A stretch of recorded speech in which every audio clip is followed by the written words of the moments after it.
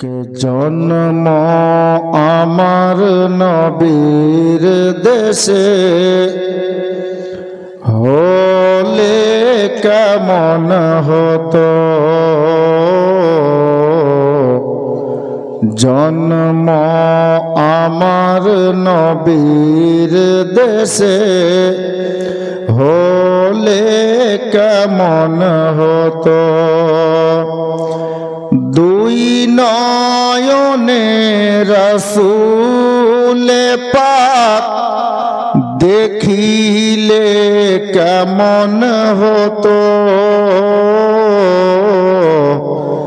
জন্ম আমার নবীর দেশে হলে কেমন হতো।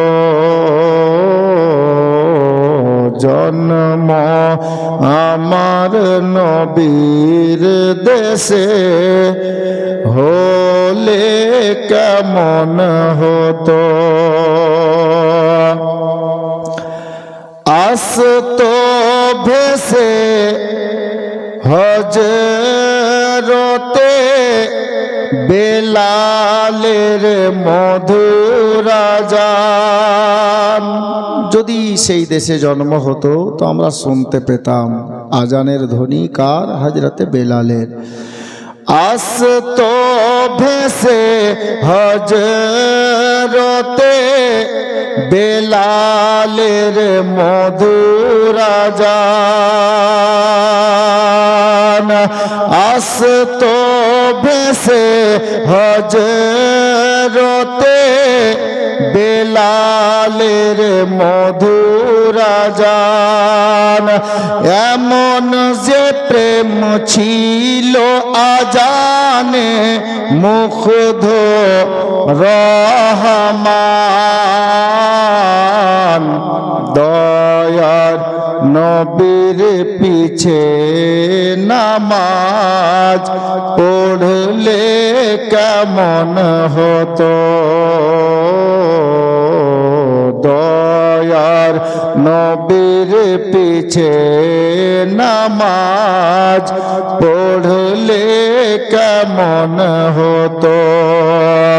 দুই নয়নে রসূলে পাক দেখিলে কেমন হতো। জন্ম আমার নবীর দেশে হলে কেমন হতো। আব মদিনার ওই দৃশ্যকে দেখে শায়ের লিখেছেন কি?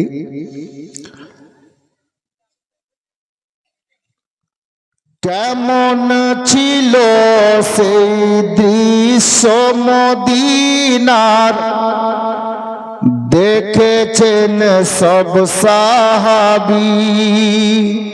কেমন দৃশ্য ছিল যে সাহাবীরা দেখেছেন। দ্বিতীয় লাইনে কবিতার উত্তর লিখে দিয়েছেন, কেমন ছিল সেই দৃশ্য মদিনার দেখেছেন সব সাহাবী।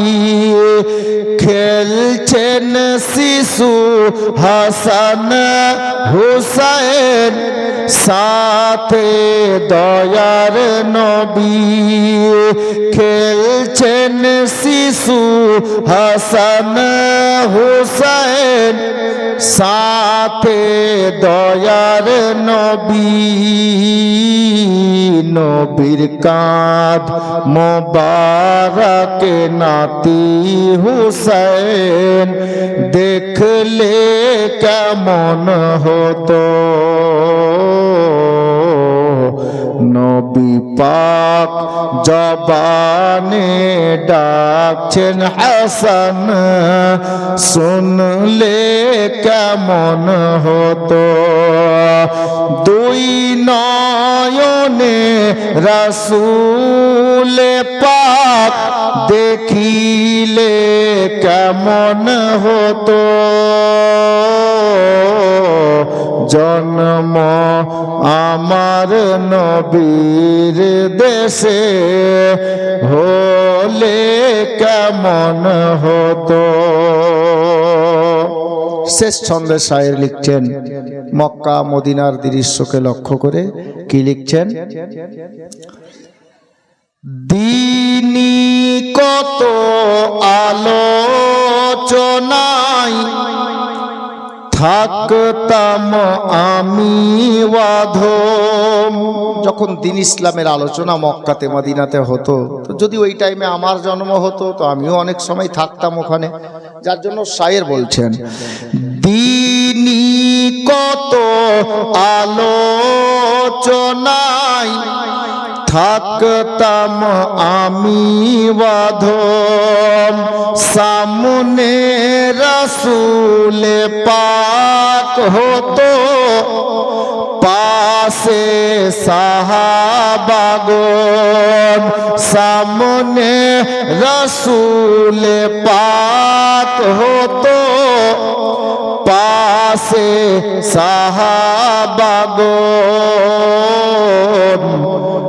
বুবকর উমর ওসমান আলী সঙ্গী কেমন হতো,